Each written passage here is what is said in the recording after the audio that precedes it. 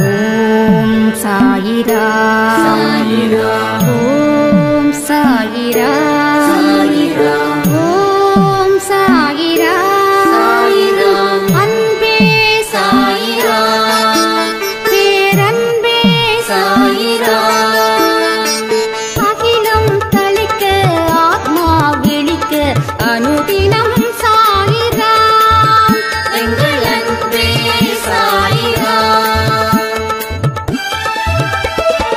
ஒன்றே இறைவன் ஒன்றே பூமிக்கென்றும் சாயிரா சரணம் சாயிரா நன்றே செய்து வாழ்வோம் நாம் ஒன்றே செய்து வாழ்வோம் அன்பே சாயிரா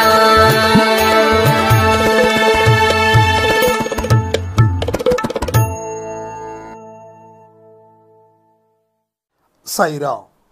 என் உயிரின் உயிரானவர்களே, இன்னைக்கு காலையில் கொடுத்த ஒரு முக்கியமான பதிவு ஒரு சாய்ராமுடைய வாழ்க்கையையே மாற்றிருக்கு.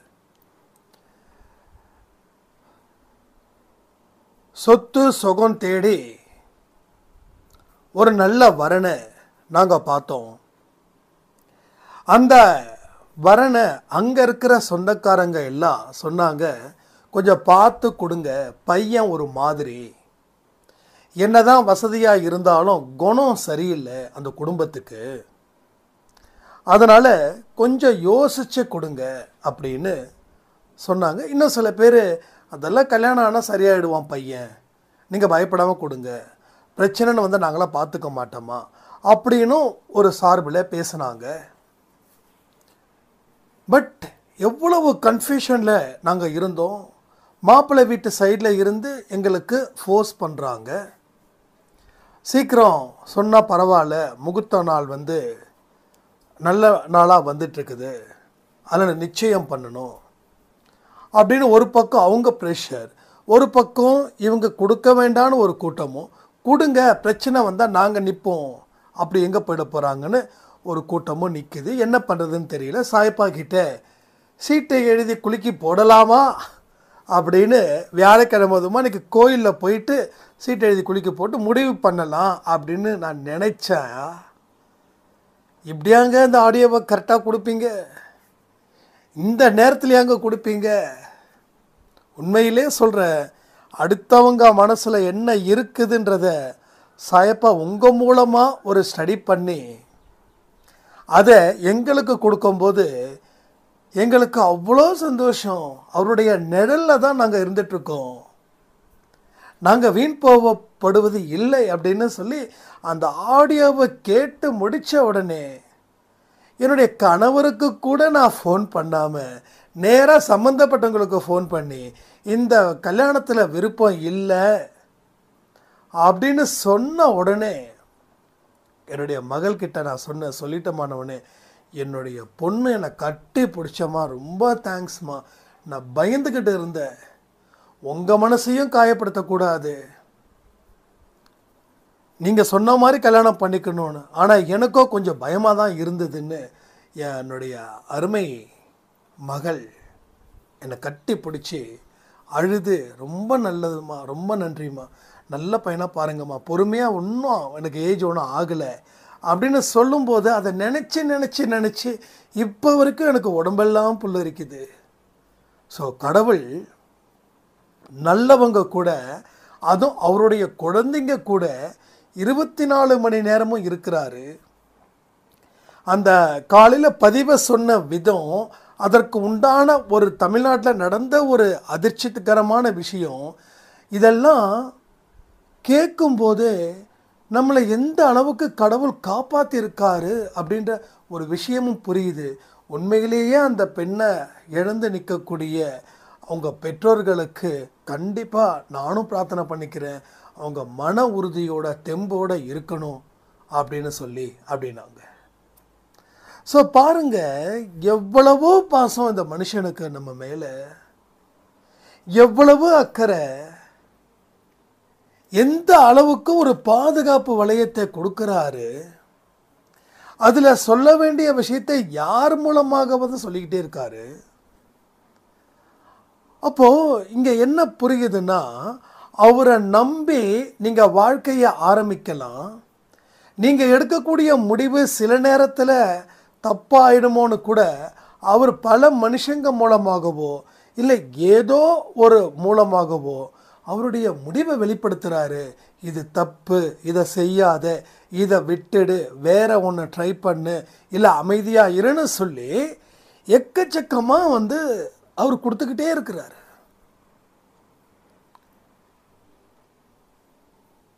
ஸோ ஒவ்வொரு மனுஷனுக்கும் எந்த பலம் இருக்குதோ இல்லையோ, ஆனால் கடவுள் பலம் ஒன்று இருந்துச்சுன்னா போதும், அவன் வாழ்க்கையில் உயர உயர உயர பறப்பான். கீழே இருந்து யாராலையும் சுட முடியாத அளவுக்கு, யாராலையும் அவனை வீழ்த்த முடியாத அளவுக்கு அவன் பறப்பான். ஏன்னா அவன் அந்த அளவுக்கு பறக்கிறான். யாரு? கடவுளுடைய பலம் பெற்ற குழந்தைகள். பக்கத்தில் இருந்தால் தானே அடிப்பான், இல்லை அவனுக்கு கீழே இருந்தால் தானே அடிப்பான். இப்போ அவனுக்கு மேலே மட்டும் இல்லை, மேலைக்கும் மேலைக்கும் மேலைக்கும் மேலைக்கும் மேலே, வானமே இல்லைன்னு சொல்கிறாங்க இல்லையா, அந்த அளவில் நம்ம இருக்கும்போது யாராலையும் எப்பொழுதும் எப்படியும் நம்மளை வீழ்த்த முடியவே முடியாது. ஸோ அதை நான் இங்கே உறுதியோடு உங்கள்கிட்ட சொல்கிறேன். ஸோ எப்படி ஆகிடுமோ இப்படி ஆகிடுமோன்ற பயமே இல்லை. மைண்டை ரிலாக்ஸ் பண்ணுங்க.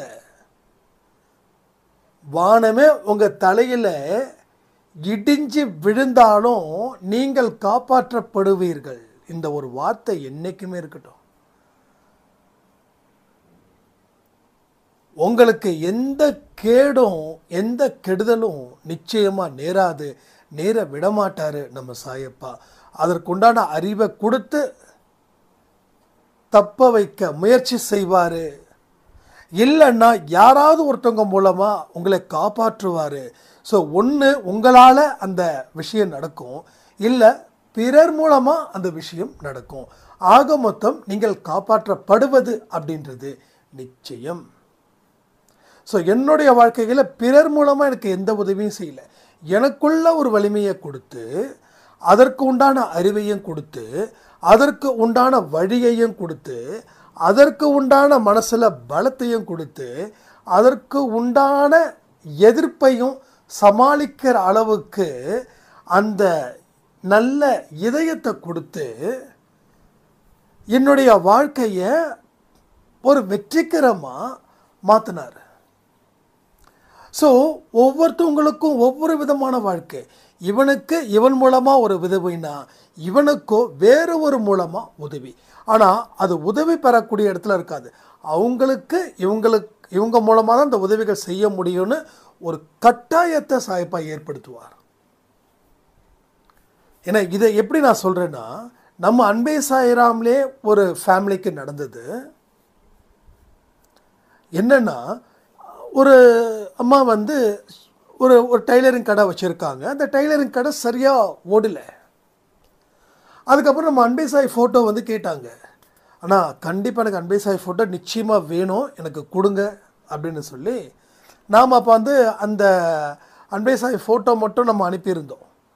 ஐ திங்க் கொரியர் சார்ஜ் மட்டும் ஏதோ பண்ணி 100 ரூபாயோ 200 அனுப்பியிருந்தோம், சரி ஞாபகம் இல்லை. அது கிட்டத்தட்ட எல்லாருடைய வீட்லேயும் இருக்குது. அப்போ அந்த அம்மா டைலர் கடை, ஐ திங்க் சிவகாசின்னு நினைக்கிறேன், அது ஊர் சிவகாசி இல்லை அந்த சைடு தான், பட் ஏதோ ஊர் சரி ஞாபகம் இல்லை. இது ஒரு 6 மாதத்துக்கு முன்னாடி நடந்தது. கிட்டத்தட்ட அந்த டைலர் கடை மூடுற அளவுக்கு போயிட்டாங்க. அப்போ தான் அன்பே சாய் பார்க்குறாங்க, இது மாதிரி சொல்கிறாங்க, ஒன்றும் கவலைப்படாதீங்க, ஃபீல் பண்ணாதீங்க, உங்கள் உழைப்பும் உங்கள் முயற்சியும் உண்மையாக இருந்தால் நீங்கள் காப்பாற்றப்படுவீர்கள் ஒரு வார்த்தை நான் சொன்னேன். எனக்கு அந்த வார்த்தை இன்னும் ஞாபகம் இருக்கு. உழைப்பும் உங்கள் முயற்சியும் உண்மையாக இருந்தால் கண்டிப்பாக நீங்கள் காப்பாற்றப்படுவீர்கள். நீங்கள் காப்பாற்றுவாங்க சாயப்பா, நீங்கள் கவலைப்படாதீங்க. ஏன்னா உங்கள் உழைப்பு தான் மூலதனம், உங்கள் அறிவு தான் மூலதனமாக தான் இங்கே இருக்குது. அப்படி தான் என் கண்ணுக்கு என் மனசுக்கு நீங்கள் சொல்லும்போது இந்த விஷயத்தை புரிய வைக்கிறாரு அப்படின்னு. ஓகேண்ணா, நீங்கள் சொன்னது மாதிரி நடக்கணும், எனக்கு ஃபோட்டோ மட்டும் எனக்கு அனுப்பிவிடுங்கன்னு சொல்லி ஃபோட்டோ கேட்டாங்க. நம்ம ஃபோட்டோ அனுப்பணும். ஃபோட்டோ அனுப்பி மாட்டி சாயப்பாவுக்கு பூவை போட்டு இருக்காங்க. அவங்க சொந்தம் இவங்க அட்ரஸ் தெரியாமல் மறுபடியும் எங்கெங்கேயோ கேட்டு ஒரு வழியாக கண்டுபிடிச்சிட்டோமா எப்படிமா கடை போகுது அப்படின்னு சொல்லும்போது இவங்க புலம்புறதுக்கு உண்டான ஒரு வழிகளை எடுக்காமல் சாய்பா ஃபோட்டோவை பார்த்து இன்னும் சாய்பாபாலாம் கும்பிட்றீங்களா? நாங்களும் அப்படி தாம்மா கும்பிட்றோம், நல்ல தெய்வம்மா, யாரையும் கைவிடுறது இல்லைம்மா அப்படின்னவுடனே எப்படிம்மா போகுதுன்னொடனே நல்லா போகுதுப்பா, நல்லா போகுதுங்கப்பா. சரிம்மா, ரொம்ப சந்தோஷம். நான் எதுக்கு உன்னை தேடி வந்தேன்னா நீ கடையை நடத்தலையானே தெரியல. சரி அப்படின்னு சொல்லி எனக்கு வந்து இத்தனை ப்ளவுஸ் பீட்டு நீ தைக்கணும், இத்தனை புடவைக்கு ஓரம் அடிக்கணும் அப்படின்னு சொல்லி நான் இன்றைக்கி ஈவினிங் வந்து நம்ம வீட்டில் இருந்து வருவாங்க, நான் உன்னை கண்டுபிடிக்கிறதுக்குள்ள படாத பாடுபட்டுட்டேன். உன்னால் செய்ய முடியுமா? முடிஞ்சால் பண்ணலாம், இல்லைன்னா சும்மா ஒரு பார்த்துட்டு மட்டும் போகலான்னு நினச்சேன். ஆனால் உன்னோட முகத்தை பார்த்தா நீ நல்லா சூப்பராக செஞ்சு கொடுப்பன்ற நம்பிக்கை எனக்கு வந்துடுச்சு அப்படின்னு சொல்லிட்டு போயிட்டார். அன்றைக்கி ஈவினிங் வந்து கிட்டத்தட்ட வந்து 20-25 ப்ளவுஸோ தைக்கணும், புடவைக்கு ஓரம் அடிக்கணும், இன்னும் ஏதோ பண்ணணும்னு சொல்லிட்டு மொத்தமாக வந்து இந்தாம்மா புடி, ஒரு 10,000 ரூபாய் அட்வான்ஸை புடி, இன்னும் நிறைய வேலை இருக்குது அப்படின்னு சொல்லி ஒரு 15 நாளில் எல்லாத்தையும் முடிச்சு கொடுன்னு சொல்லி அட்வான்ஸே 10,000 ரூபா கொடுக்குற அளவுக்கு. ஒன்று அதிகமாக இருந்தால் நீ வந்து திருப்பி கொடுத்துரு, இல்லை குறைவாக இருந்துச்சுன்னா எவ்வளோன்னு சொல்லி வாங்கிக்கோ அப்படின்னு சொல்லி அவங்க வீட்டில் வந்து கொடுத்துட்டு போயிட்டாங்க. இவங்களுக்கும் அவங்க போனதுக்கப்புறம் தேம்பி இதை நான் சொல்லியிருக்கேன் ஒரு பதிவில், எத்தனை பேர் கேட்டிங்கன்னு தெரியல, தேம்பி அழுகுறாங்க போனதுக்கப்புறம். ஒருவேளை இல்லைப்பா பிஸ்னஸ் சரியில்லை, நானே கடையை மூடிடலாம் அப்படின்னு சொல்லியிருந்தா அவர் என்ன பண்ணியிருப்பார், சரி இந்த பொண்ணு வந்து ஏன்னா கல்யாணம் சம்மந்தப்பட்ட விஷயங்கள் பெருசாக தானே கொடுப்பாங்க, ஏன்னா கிட்டத்தட்ட கொஞ்சம் வசதி படைச்ச குடும்பம்.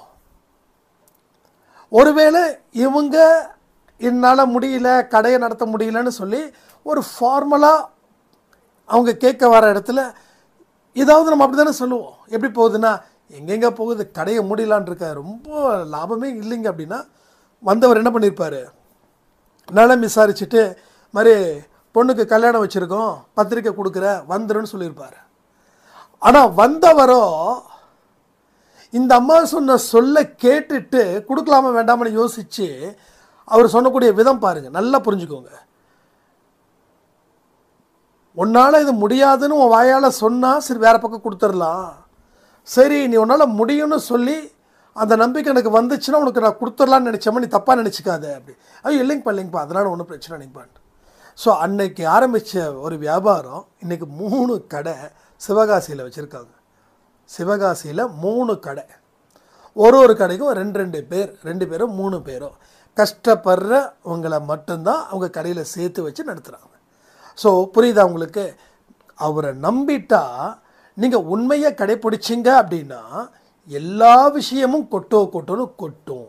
இதுதான் முதல் படி. அப்போது எனக்கு என்ன மாதிரி சில பேருக்கும் அவரோட உதவிகள் எப்படி வந்ததுன்னா எங்களுக்குள்ள அந்த வலிமையை ஏற்படுத்தினார்.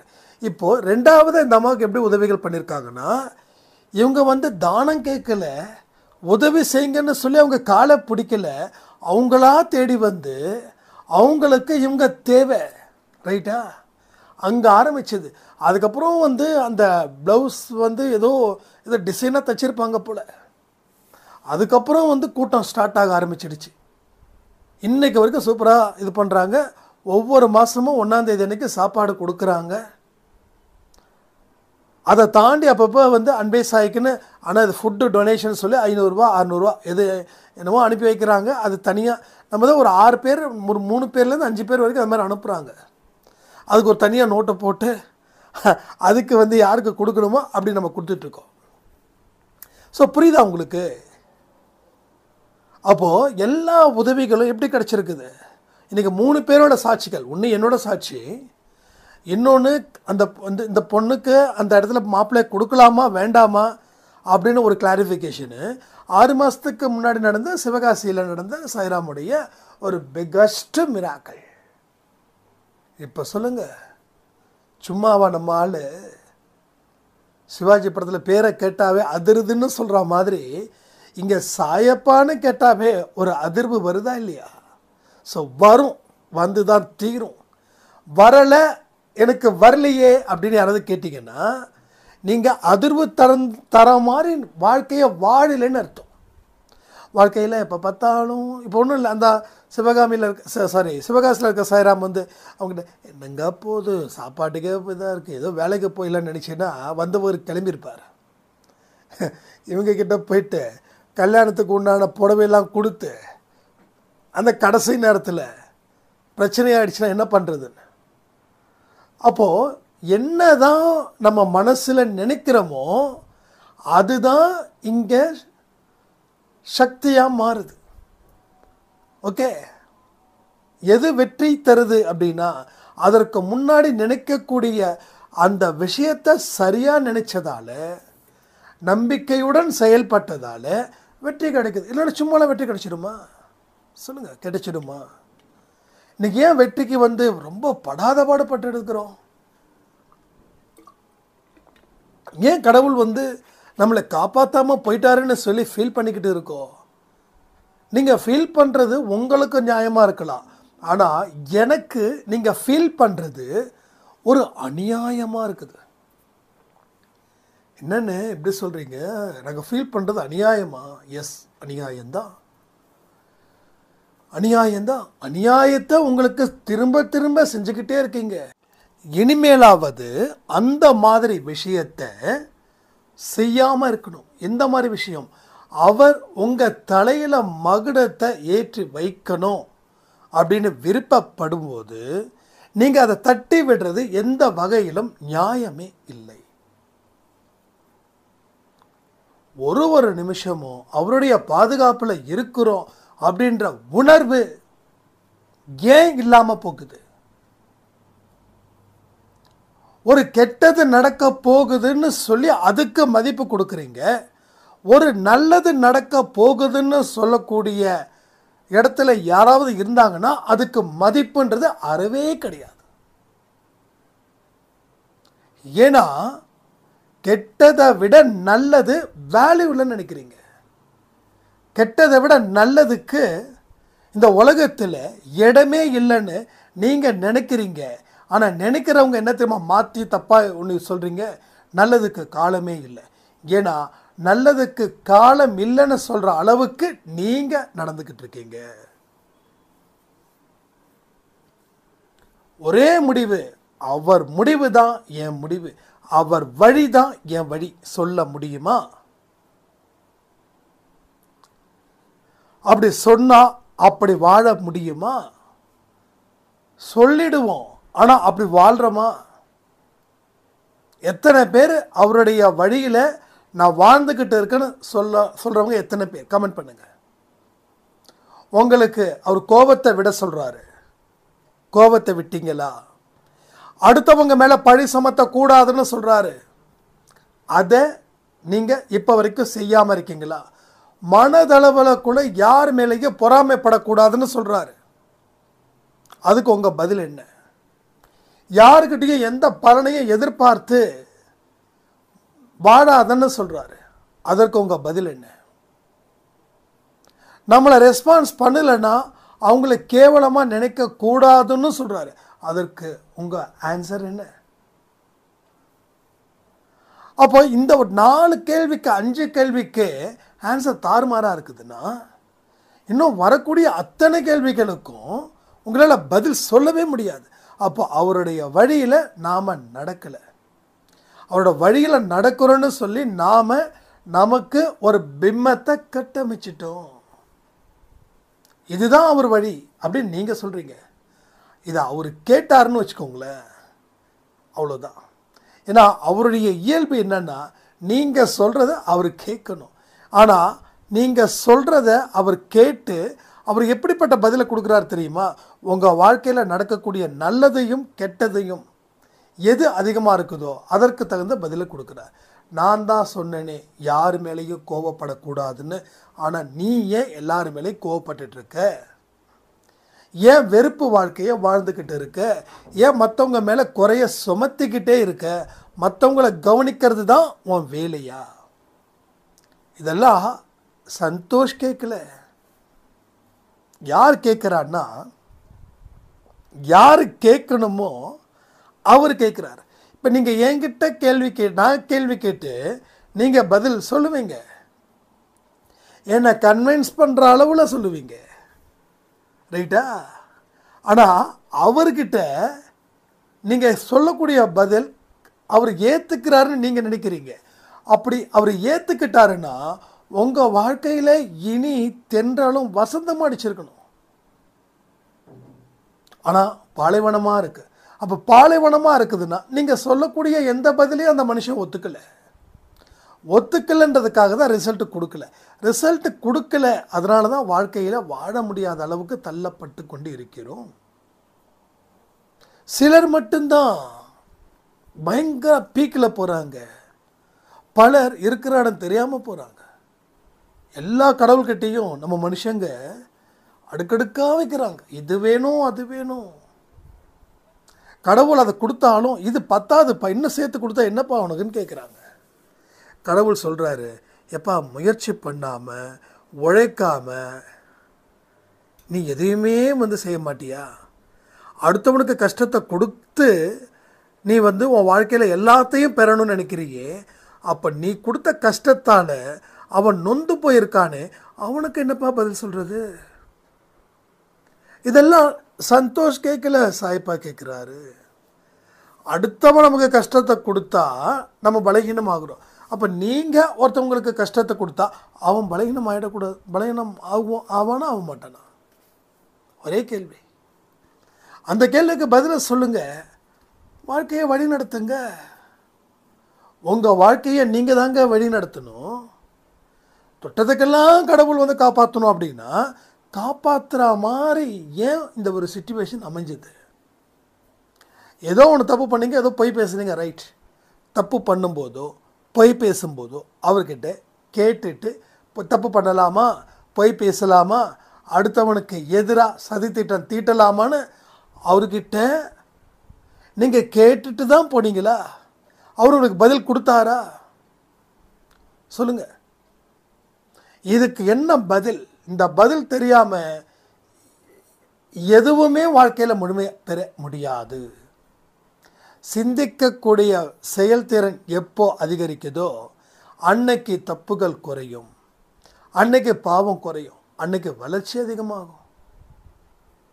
ஒரு நல்ல இடத்துல நாம் போய் உட்காருவோம், நாம் போகிற இடம் பெரிய மதிப்புமிக்க இடமா நிற்கும், அற்புதம் செய்யக்கூடிய இடமாகவும் மாறும். உங்களை பலர் போற்றுவார்கள், உங்களை பலர் பார்க்கணுன்னு ஆசைப்படுவாங்க. நீங்கள் பார்க்குற பார்வையில் அவங்களுக்கு பலன் இருக்குதுன்னு அவங்க நினைப்பாங்க. இது எல்லாமே இங்கே நடக்கும்.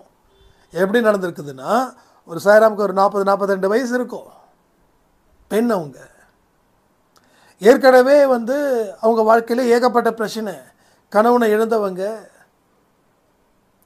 அப்போ நல்ல காரியத்துக்கெல்லாம் யாரும் கூப்பிட மாட்டாங்க. ஆனால் இன்னைக்கு அவங்கள பார்க்கறதுக்குன்னே ஒரு கூட்டம் வருது. ஏன்னா அந்த வைப். என்னைக்கு மனசையும் உள்ளத்தையும் உடலையும் அவர்கிட்ட ஒப்படைச்சிட்டு ஒரு கண்ணியமான முறையில் வாழுறோமோ, உண்மையை உயிர் மூச்சாக நினச்சி நேர்மை தான் இந்த வாழ்க்கையோட அடையாளம், அது ஒன்று தான் வாழ்க்கையை வெற்றியை கொடுக்கணும்னு நினச்சி அந்த இடத்துல நாம் இறங்குறோமோ, அன்னைக்கே கடவுள் உங்களுடைய இதயத்துடன் பேசுகிறார். அப்போது யாரெல்லாம் உங்களை பார்க்க வராங்களோ, உங்களை பேச வராங்களோ, அவங்களுக்கு அந்த வைப்ரேஷன் நல்லா பாஸ் ஆகும்.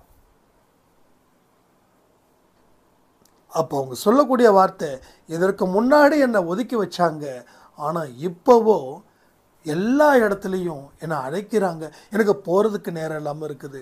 இப்போ எதனால் இப்படி வந்ததுன்னா, இவரால் வந்தது. வாழ்க்கையில் நிறைய விஷயங்களை அன்பே சாயில் தொடர்ந்து கேட்டு கேட்டு கேட்டு அதில் மனசை நான் முழுவதும் பறி கொடுத்துட்டேன். ஒரு நாளைக்கு 8 மணிக்கு ஆடியோ வரலன்னா அந்த ஆடியோ 10 மணிக்கு வந்தாலும் அந்த ஆடியோ நான் உடனே இன்டைரக்டாக நான் மார்க்கெட் பண்ணுறேன்னு நினைக்காதீங்க.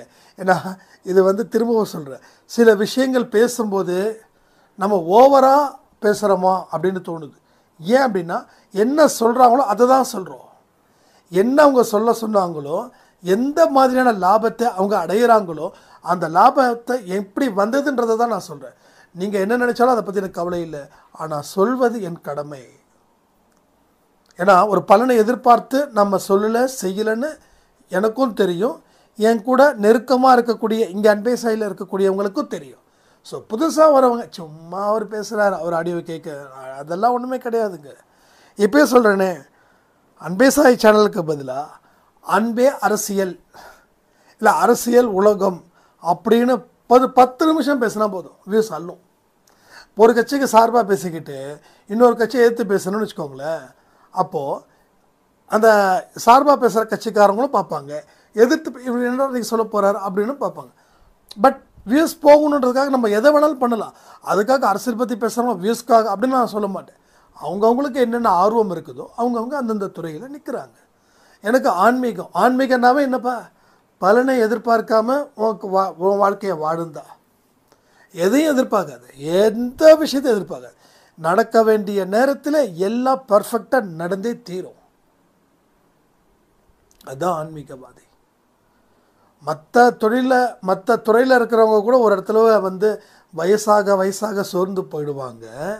ஆனால் ஆன்மீகத்துறையில் இருக்கிறவங்க மட்டும் வயசாக அந்த பலமும் அதிகரிக்கும், அந்த அறிவும் அதிகரிக்கும், மனோபலம், மனோதிடம், தைரியம், வலிமை அத்தனையும் அதிகரிக்கும். ஸோ அதுதான் ஆன்மீகன்றது. அந்த துறையில் இருக்கிறவங்களுக்கு உண்மையிலே சொல்கிறேன், நாம் எல்லாருமே பாக்கியவான்கள். Seriously, it's not a joke, சீரியஸாக சொல்கிறேன். ஒரு உண்மையான ஆன்மீகவாதி அவனுடைய திறமை, அவன் பலத்தை வெளியில் டம்பட்டை அடிச்சுக்க மாட்டான். அப்போது அவன் வெளியில் அப்படி அடிச்சுக்கிறான் அப்படின்னா அவனோட பலம் குறையுது, கடவுள் அவனை விட்டு விலகிறாருன்னு அர்த்தம். மக்களோட மக்களாக இருந்து தனக்கு என்ன சொல்லப்பட்டதோ அதை மற்றவங்களுக்கு சொல்லி அந்த பலனை அவங்க அடையணும்னு நினைக்கிறாங்க பாருங்க, அவன்தான் உண்மையான ஆன்மீகவாதி. அந்த இடத்துல நான் ஆன்மீகவாதியாக இருக்கிறதுக்கு நான் உண்மையில் ரொம்ப ரொம்ப ரொம்ப ரொம்ப பெருமைப்படுறேன். ஏன்னா இது அவ்வளவு ஒரு புனிதமான ஒரு இடம். ஸோ இதே போல் வழக்கம் போல் சொல்கிறது தான், இப்படி தான் நீங்களும் இருக்கணும். ஸோ வாழ்க்கைன்ற ஒரு பகுதியில் வெற்றியும் இருக்கும், ஆன்மீகம் என்ற ஒரு பகுதியில் வெற்றியும் இருக்கும். உங்களுக்கு உள்ளே இருக்கக்கூடிய அன்பு இன்னும் மேலோங்கி நிற்கும். ஸோ பல சந்தர்ப்பங்களில் நீங்கள் வெற்றி மாலையை ஈட்டுவீர்கள். இது அத்தனையும் நடக்கும். அதனால தான் திரும்ப திரும்ப சொல்கிறேன், அன்பே சாய் பதிவுகளை தொடர்ந்து கேளுங்க. அந்த 42 வயசான அந்த அம்மாவுக்கு எவ்வளவு பெரிய ஒரு ஒரு ப்ளஸ்ஸை கடவுள் கொடுத்துருக்காருன்னா, அவங்க மனது தூய்மையாக இருந்தது, அவங்க யாருக்கும் பயப்படாமல் இருந்தாங்க. எத்தனை பேர் ஒதுக்க வச்சாலும் கடவுளுக்கு நான் தாண்டா குழந்தை, நான் தாண்டா அவருடைய மகள். ஸோ உலகம் எதிர்த்தா கடவுள் ஆதரிக்கிறார். நல்லவங்களை சொல்கிறேன், கெட்டவங்களை உலகம் எதிர்க்குது, கடவுள் ஆதரிக்க மாட்டார். கடவுள் தான் முதல்ல எதிர்பார்ப்பார்.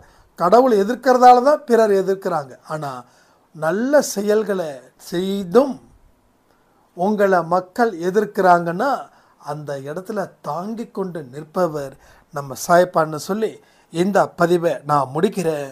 ஜெய் சாய்ராம்.